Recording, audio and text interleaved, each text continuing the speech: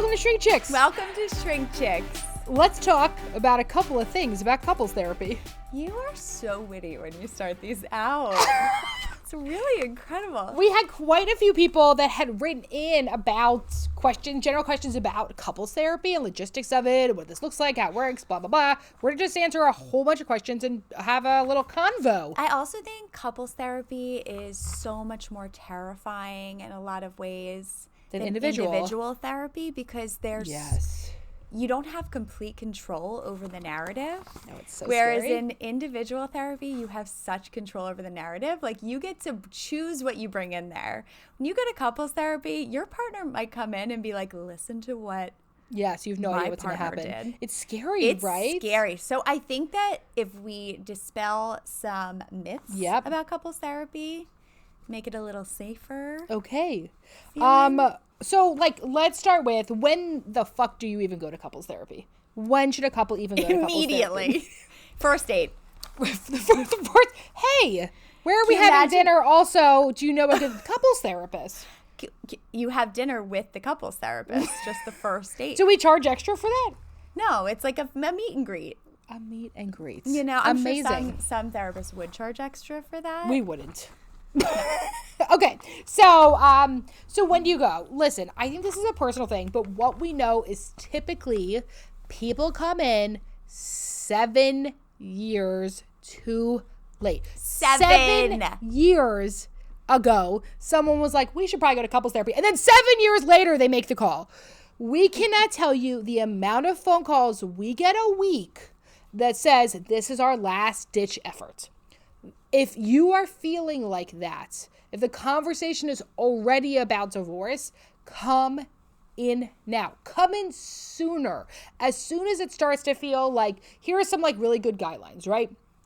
We speak to each other with disrespect. Yes. Great time to go to couples therapy. We have the same fight over and over again. There are external circumstances that we cannot seem to get control over or have some harmony on. You have so much resentment that it's built up to the point where you stonewall your partner. Yes. Right? Mm-hmm. Or you act out in certain ways. You hold sex away from them. Hold sex, right? Use sex as a weapon. Yes, yeah. Use anything as a weapon. Any type of weaponization, right? So, typically, no one is coming in soon enough. Now, I think people are fearful that if they go earlier in the relationship, that it means that it's, bad or something, right? If we're only dating and we're in couples therapy, but, some of the best couples I've ever worked with are dating. Let's break down that stigma. Okay.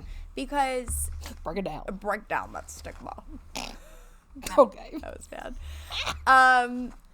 Because I think I've heard that so many times, just in social settings where people are saying, oh, you have to go to couples therapy when you're dating? Maybe you shouldn't even be dating. No. In my mind, that is an emotionally aware couple. Yes. Because I can tell you, when we were in school, no one taught us how to be in a relationship. No one taught us ways of communicating, processing our emotions so that we're responding to our partner without reacting. There are so many things that we did not learn, and things that we take from our childhood experiences and then bring them into our relationships that end up affecting them poorly. And we repeat those cycles over and over and over again without realizing it. And so to have someone who's able to highlight that for you, help you communicate in a different way, deal with any past shit that you're bringing into the relationship. Mm-hmm. And if you're doing that while you're dating, kudos to you. Yeah. You are creating the basis for a healthy relationship and possibly a healthy marriage in the future. Yeah. Oh, I like that. Right? Yeah. So breaking down that stigma, if you hear in a social setting that someone's dating and they're going to couples therapy, I want you to go up to them and be like, fuck yeah. That's awesome. That is awesome. Don't be like, oh no, did you hear that Ben and Albert are in couples therapy? They're doomed. Fuck that. No, be like, damn, Ben and Albert in couples therapy? What a badass commitment they made. That's incredible. Yes. That they're really both working on themselves so that they could better the relationship. Mm-hmm, mm-hmm. Oof, I love that. Yeah. Because I do sort of think not 100% of people. Obviously, I'm talking about probably also the bubble that we're in, our little fucking echo chamber, that we all celebrate individual therapy, but I still don't feel like couples therapy is celebrated. I agree. Like, I feel like when you like say something, go to therapy, like, oh, that's so cool, I love my therapist, or I had a good experience, or I had whatever. But like couples therapy, you're like, oh no. Well, I think It's so bad. there's also such a stigma on having issues in your relationship. You know, I Yeah, think right? Like, as if like it's supposed to be easy. Because everyone thinks it's supposed to be easy. It's so people hard. lie to you. Being in a relationship is the hardest thing I've ever done. It is so hard. And I had a baby. Right. A baby came out my vagina. We I own know a that huge works. business. Right. And We have being a in a relationship podcast, is so and my marriage hard. will be the hardest thing no matter what, because relationships are hard. They just are. And everyone says that they shouldn't be. If you meet the right person, if it's right, it should be easy. Like, fuck that. I do not believe that. And so I think it's so embarrassing. I mean, if that happens for you, congratulations. Right. You're one in a billion. Right. But I think that there's so much embarrassment around struggling in your relationship. Mm-hmm. And so it's not just about couples therapy that has a stigma. It's about any sort of issues, having any sort of issues in your relationship that there's a stigma around. Yep. But we all got them. So Just what like should toes. what We should I all got 'em. expect from couples therapy? I was ignoring that. Please do. Yeah. What should I expect in couples therapy? This really depends on what you're bringing in. And honestly, also depends on the couples therapist. Exactly. So there's a whole bunch of different types of couples therapy, right? If you're doing emotionally focused couples therapy, that's going to look a little bit different than Gottman's couple therapy or Terry Reel's Relational Life Institute, right? Like there's just like a whole bunch of like different couples therapy things. Imago couples therapy. So part of it is like, what does the couple therapist specialize in? What kind of couples therapy did they work? But typically what you can expect is somebody to help facilitate more difficult conversations, whether that's resolving things from the past, problem solving from the current day, or thinking about plans for the future. It's typically the facilitation of conversations. But really what couples therapy is about is you and the other person. I think a big fear of going into couples therapy is that you're going to go in and the therapist is going to side with one of the partners, Mm-hmm. right? And so Which can happen. But I think, the goal of the couples therapist is to help the relationship in whatever way that means. Like that might even mean helping the two of you separate, right? And Our job is to not always keep you together. It's not always to keep you together, but it isn't to completely gang up on the other person. There might be certain sessions in which you're more focused on one person than the other because it can't be 100% balanced the entire time. Mm-hmm. But to be able to have each person have their voice heard in couples therapy is really important in whatever way that means. Mm-hmm. Whereas when you're home without the couples therapist, you're not hearing each other in the ways that you might need to. You're maybe having more reactivity towards each other. You're reacting in anger as opposed to expressing more of those vulnerable emotions. And so the couples therapist can help you dig a little bit deeper into like what's going on, help you communicate those feelings. And you might get down to things that you didn't know were there. I also think there's a fear of getting down to some of those things. Well, I think it's also what's really scary about going to couples therapy is there's times that we're going to point out directly what's happening currently in the room. So if we have a vulnerable interaction and then I become passive aggressive or make a snarky comment to you, not that this would ever happen in my own relationship, never am I talking about that, totally hypothetical. As a couples therapist, I'm going to say, all right, well, what just happened right here? And that sucks to be the person that's called out. I get that. I also know because I'm always the person who's called out in couples therapy. Emily, you seem really dysregulated today. Do I? No. So I'm also telling you from someone who's on both sides of the couch. So an example of that might be, right? So like if Emily gets passive aggressive, which she does. The couples therapist might say, when Emily gets passive aggressive. What just happened there? What was underneath that passive aggression? Mm-hmm. Right? So what typically, was going on for you? Right? And so that feels horrible to get called out because no one likes to be called that you're being passive aggressive, but it's often a thing we do to avoid vulnerability and emotional intimacy with our partner. So you're probably going to get called out in session when she's watched. First of all, they're going to look for something called an enactment where they're watching your pattern play out in real life. So like Right. I'm exposing secrets of the trade. Well, you gave me a look like No. I was gonna. Don't you dare tell people. I'm telling them all the secrets. That's the point of the podcast. I was just gonna say our entire podcast is exposing secrets of the trade.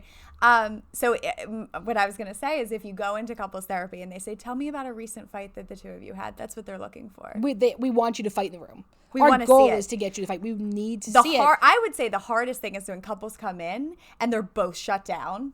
And they don't fight, or they're on their best behavior. So much rather have a couple just fighting in the room. So that's one of the things. Like, you might say, like, "Oh, we can't. We have to let this happen." Fight in front of the couples therapist, because we need to see what goes on in those moments when we're not there, for us to best be able to say, "All right, well, here's what I noticed in that moment. I noticed that when he came towards you, you pulled your body away, and then you shut down his hug. What was it that felt so unsafe in that moment?" Right? Like, they're going to do something like that to slow it down, hopefully. And there's something that feels safer about saying it to another person rather than saying it to your partner. So that's a piece of it too, is that, like, you triangulate yourself into the couple's relationship in order to help the couple hear each other in a way where they're not talking directly to each other. Yeah. So if you said, "Well, what was going on for you in that moment?" "Well, I felt really rejected. I felt really hurt in those moments." It's so much easier to be able to say that to the couples therapist than say that to your partner. And that is why you're having these more reactive Well, and also moments. in the more difficult spots in my marriage, if my partner was like, "What just happened for you in this moment?" I'd be like, "Rah!" Like the gremlin would come out. I would have no space for that. Okay, let me ask you. And then if the gremlin came out, what would happen then? The gremlin comes out, I become snarky and passive aggressive, right? So the gremlin comes out, I physically pull my body away from my partner. I then come back in with a finger point and a rude comment, and then I pull away again, right? There's a I thought you straight up go into gremlin mode. Rah! I would laugh. Yeah, I mean, I would probably have done that too. Specifically in postpartum, I'm sure I became an actual gremlin many times when I was still, like, very much having postpartum rage. Right. But, so I do think, like, these are, like, one of the things, right? That, like, if my partner had said that, I wasn't at this space when we first started couples, that, like, when we first started really struggling in our marriage, for him to be able to have space to say that, like, I needed to, like, come from someone else. Yeah. And also what we're looking for as couples therapists is we're looking at your pattern, right? We end up in a cyclical pattern in our relationships where we're having some sort of reaction, and the way that we're reacting or what's happening in those moments is triggering our partner, and then our partner's having a reaction, and we get stuck in these cycles. And something we said earlier is, if you're having the same fight over and over and over again, maybe it's time to come to couples therapy. That's what happens, is that we get stuck in the same cycle over and over again. And we don't know how to pull ourselves out, and we don't even see what's happening. Yeah. So the couples therapist can highlight that. Anything is so hard. It doesn't mean you're fit. And I think that's the thing, right? Like, that does not mean that your relationship is doomed. It means that you're normal. It happens. It just means that this is just, like, what happens in any relationship, and, like, it can be different. And, like, sometimes it's really hard to see that in the moment. And, like, there's nothing wrong with that. And just in any relationship, you are bound to go through periods of connection and disconnection. That the goal is not to stay connected at all times. When you are dealing with stress in your lives, financial stress, someone's passed away, you have children, whatever it is, there are bound to be stresses in your life that cause disconnection. So the goal is not to constantly stay in connection. That's not realistic. The goal is that when you get to disconnection, you see it and you know how to bring yourselves back together into connection. Okay, so a lot of people asked, actually, in a very cool way, a lot of the listener questions were about going to couples therapy before stuff got quote-unquote bad, right? Yeah. So do you see a lot of couples coming to therapy before things are bad? No. Not enough. We would like to. Please do. And let us just say, as couples, yes, please. It was a drive-by fruiting. Sorry, I'm just still in the Mrs. Doubtfire thing I got going on. Is that? I didn't realize it was a drive-by fruiting. Beautiful. This is, it's really funny because, sometimes talk about exposing things of the trade. One of our podcast producers was talking about, one of the ways you get your numbers up, and, one of the things they want is for people to listen to the full episode. And in my head, this was the moment everyone shut the episode off. Right. Or maybe... Sorry, Madison. No, maybe at the beginning we could say something like, stay tuned for Emily's... Mrs. Doubtfire impression? Mrs. Doubtfire impression. That'll definitely keep them. 100%, right? Right? Okay, so we would love for more people to come in. Also, let us just say, as couples therapists, we know when you come in and you're just doing it to save face. Because you're not going to do the work. Yeah, we know. It's so obvious. It's so funny. So, I mean, you're also just like, we're like, I can't even take your money, man. Okay. One of the things someone asked is like, so like, what does couples therapy look like for couples who aren't in crisis? So one of those is like diving deeper about like, what are the things, right? So a lot of times a few different things. One, it could be a crisis and not an emergency. So sometimes it can be a crisis. Like, we turn it a crisis every time it's the holidays and we have to see our in-laws.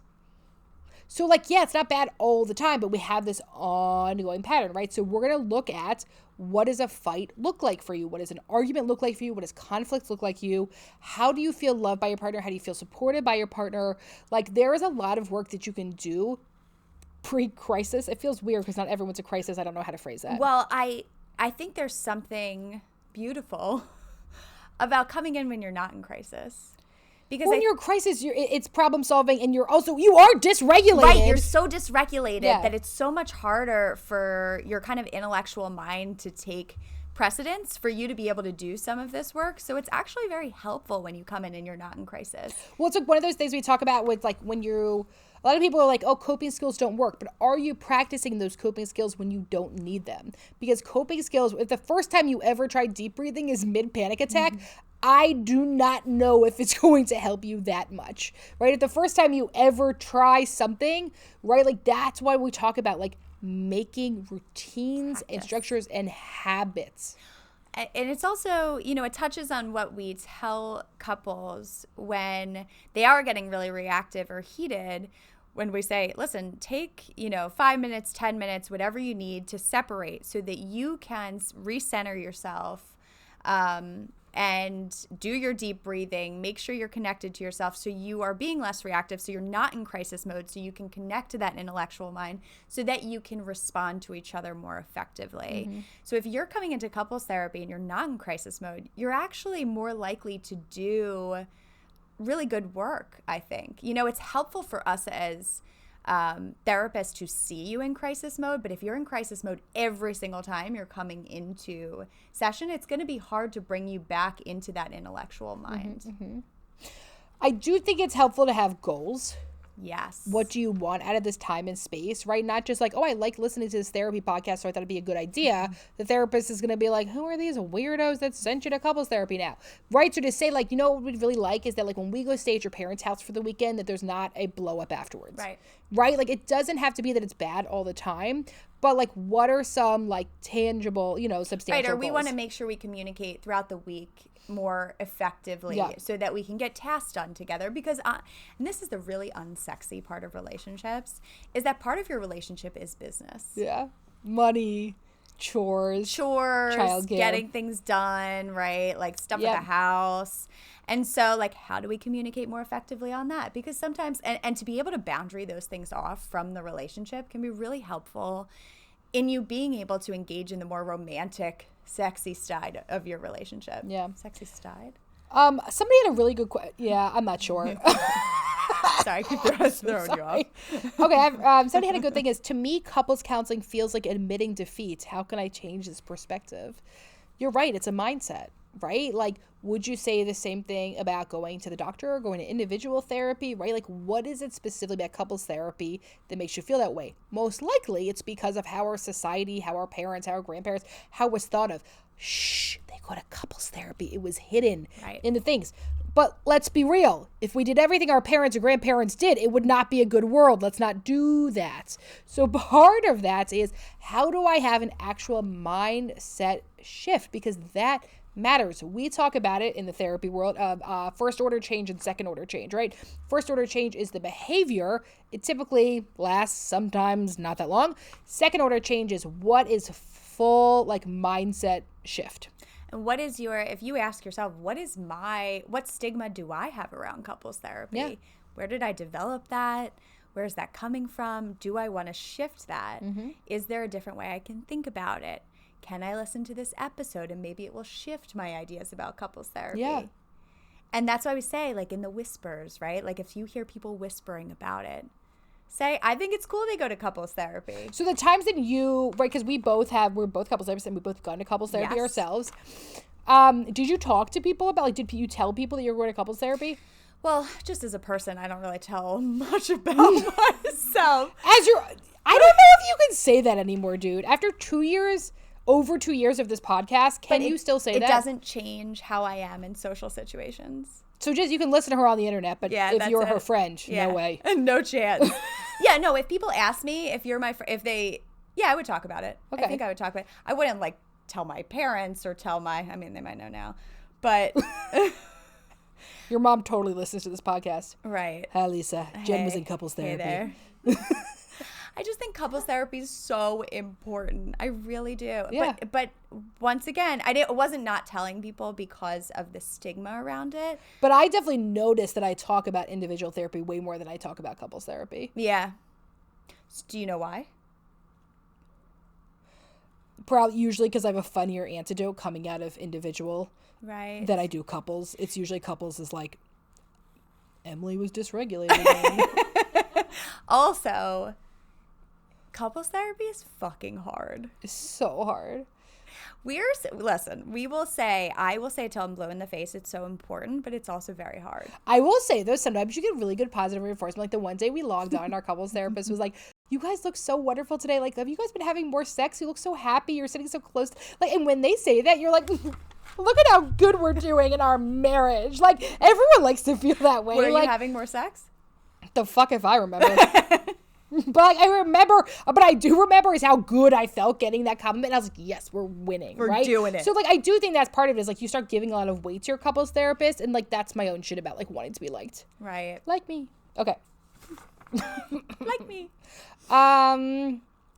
What topics do you wish more couples would dive into during premarital counseling? Ooh, what's your top 2? The first thing that comes to my mind is all childhood stuff. Okay. And first, because I think it's important for each partner to really understand what they're bringing into the relationship. Mm-hmm. And also sometimes exploring that in front of their partner helps their partner gain more empathy towards, like, why something might be coming out in their arguments. Mm-hmm. So, like, I think that is, like, very, very important. And that's like a lot of deeper work that also can happen in individual therapy that you can bring in. So I think that's really important. Another thing I think is, like, non-negotiables that unfortunately I don't know if everyone talks about to a full extent before they get married. Mine's money and sex. Perfect. I feel like people do not talk about sex and money enough. I know. Wait, what was it? Sex and money, right? Like, you know what I mean? Like, I feel like a lot of people don't talk about finances because we live in, like, such a culture of, like, discomfort of talking about finances, and there's so much shame around finances. Like, I think that's a big one. And then also sex, just because the amount of women that I have worked with that are in heterosexual relationships that are unhappy in their sex lives and that are faking it. And they don't say anything. Yeah. So, like, that's my own market research. I love that market research. I have no actual research. It counts. I think you do, though. Okay, how to get past disagreements when neither person feels like they're wrong. You can't. I don't think you have to feel wrong to get past a disagreement. That's not what it's about. Here's the question we love to say. Do you want to be right or do you want to be close? So maybe we look at this need to be right in the why do you need someone? Why does someone have to be wrong? Why does someone have to be wrong? Why does there have to be blame? Something we do notice as couples therapists is you don't get very far when all you're doing is blaming the other person. And so, and each of you has your own perspective on the situation, and you're going to, and that's not going to change. Fact of the matter is, you can't tell someone that they don't feel how they're feeling. Yeah. Right? And so it's not necessarily about changing the other person's perspective or, like, who was right, who was wrong, but it's talking about what's underneath that, right? Like, what was going on for you in those moments? How do you the reason why you're stuck sometimes is that you didn't get the chance to communicate what the emotions were attached to the situation, that you're more arguing over one person's perspective over another person's perspective as opposed to talking about what's the deeper emotion that's going on, and that you need to feel heard and validated in that experience. And so what a couples therapist can do is they can help you get on that a different level of communication, so that you're more so communicating about this was what this was like for me, or this is how I felt in those moments. And that's what I need you to understand. Not this is my perspective and I need you to share that same perspective. Mm-hmm. That this was what this was like for me, and I just need you to validate that you hear me. Yeah. Okay. Wait. What are some important questions to ask and conversations to have before getting married? I know we briefly talked about this, but like, what do you think important questions to ask is? Do you want to have kids? How often do you see us having sex? How do you see household tasks looking like? How are they divided? What would we do if one of us became chronically ill or handicapped? Disabled in some way? Do we combine our finances? Mm-hmm. Do we keep them separate? What does that look like? What does holidays look like? How do we share them with what's your expectations? With what are your expectations? How do we share them with each of our families? There's so many. Those are really good ones. Yeah, these were good. We're amazing. I'm dead. Okay. Effective communication tips. What's your favorite communication tip? I say this one all the time. My favorite one is looking underneath the reaction, right? So like when you recognize that you're reacting to something in anger or you're shutting down, to figure out what's the more vulnerable emotion underneath that reaction so that you can more effectively communicate that. Right? And so practicing your ability to respond versus react, I think is really important and also really challenging. Yeah. What's yours? Okay, mine is like finding some truth in anything that somebody's saying, right? Like if somebody's speaking to me, I have to trust that they're giving me their truth, right? So like I have to find some truth. So even if I want to fight back and be defensive, my goal is to find some piece of truth of what you're saying. Okay, I totally see that. I hear it. I didn't see it that way. I didn't realize that's what it felt for you.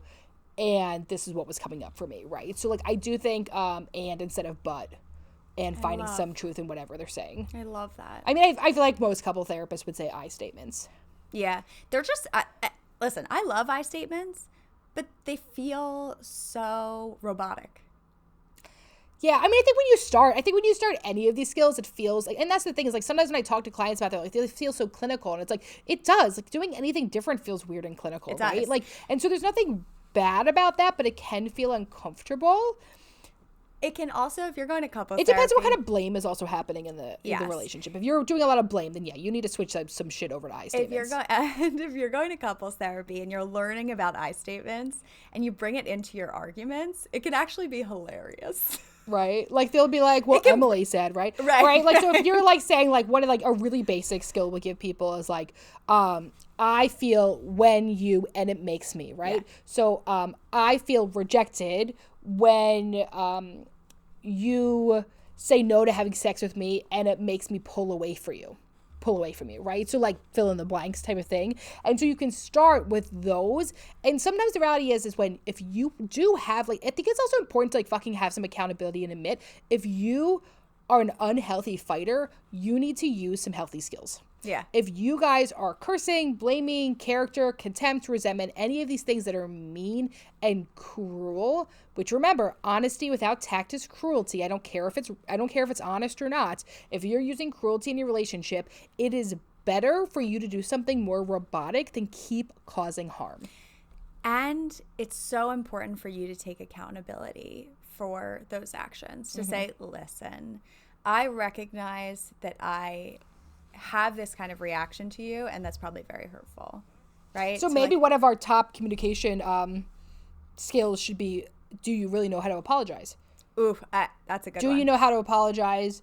Do you know how to repair after rupture? Repair is very important. Yes. It's not just about you're not going to get perfect fights all the time. That doesn't fucking happen. Emotions are high. You're tired. You're hungry, whatever the hell that happens, right? So how do we best repair this relationship? How do you repair in your relationship?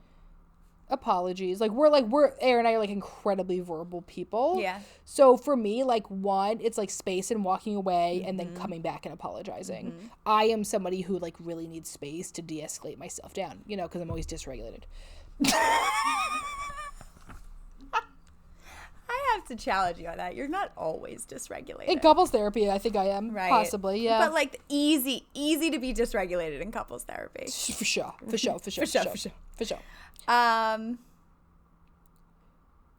As a therapist, what is it like to jump from individual clients to couples? What an interesting question. I will say this.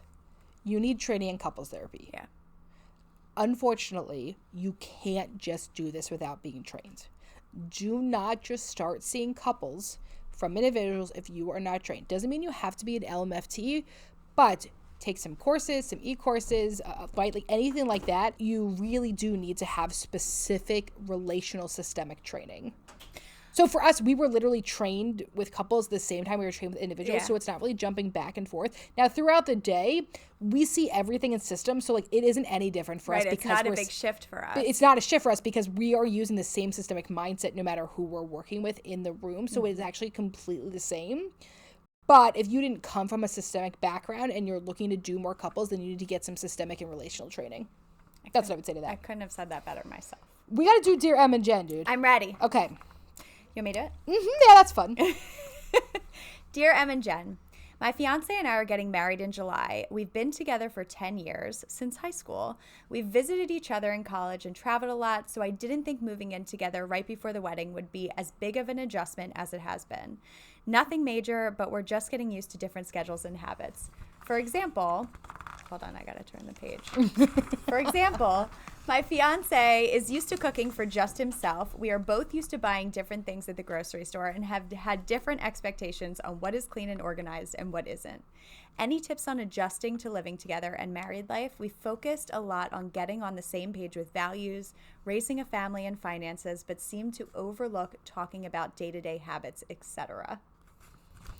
Okay, here's a worse thing because clearly you're someone who likes control.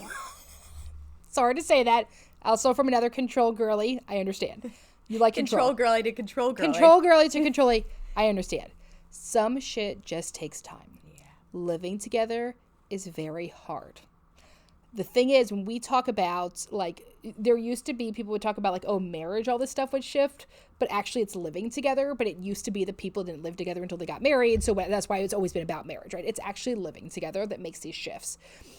It is very hard to live with somebody else because a lot of us don't have self-awareness of our daily habits and routines, so it isn't something we talk about. It's like things that we notice, right? So we've talked about this before. My husband has like this thing about wet socks. Like, God fucking, just take your fucking socks off. I don't know. Like, God forbid my daughter spills a little something on the ground, right? 'Cause she's running around the fucking bubble machine or some shit, and he gets a little bit of liquid on his socks because, like, I don't know, he's a thing from childhood, people in his house, sharing the shower. I have no idea.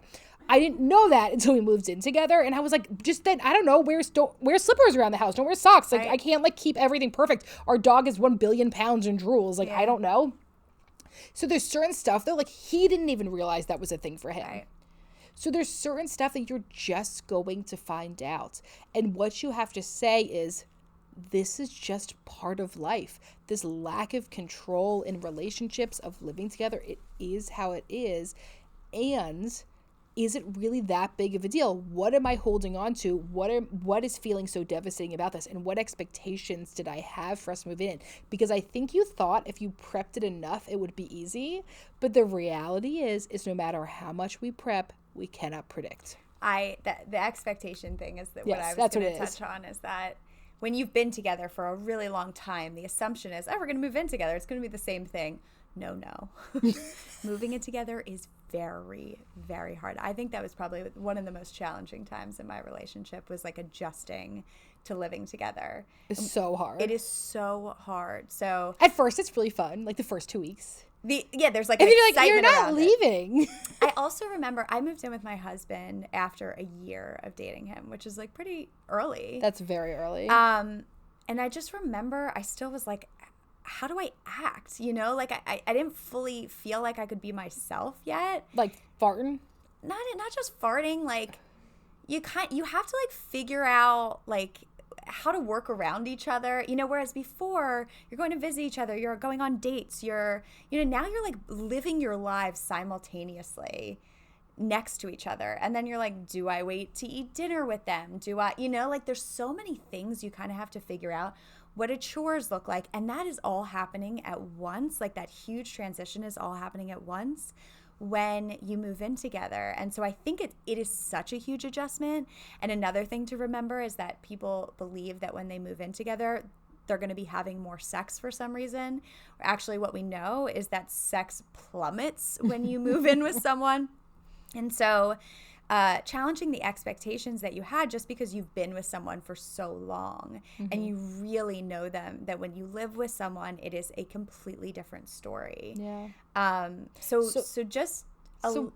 I think it's also what you're saying is like compassion. Yes. For yourself and for the other person. Yes. And know that this is a natural adjustment in your relationship. Yeah. It is not necessarily, it doesn't mean anything about your relationship that you're struggling with this. This is something you can work through, you can get through. It's just a huge transition. Absolutely. So we hope today's episode gave you some insight into couples therapy. If that's something you're thinking of. We're always encouraging you to take what you're learning here, bring it into the world. If you ever hear somebody smashing down on someone else for going to couples therapy, this is your call to talking shit about them yes, this is their your back. call to action to say couples therapy is cool, good for them. You can do that yourself. Radical personal responsibility. We always ask you to rate, review, subscribe. Follow us on Apple Podcasts. You can check us out and watch our hilarious mannerisms on YouTube. Follow us at the at ShrinkChicks or at the therapy group, or work with one of our amazing clinicians at thetherapygroup.com. We love you, and don't forget that to grow yourself, you got to know yourself. We'll see you next week.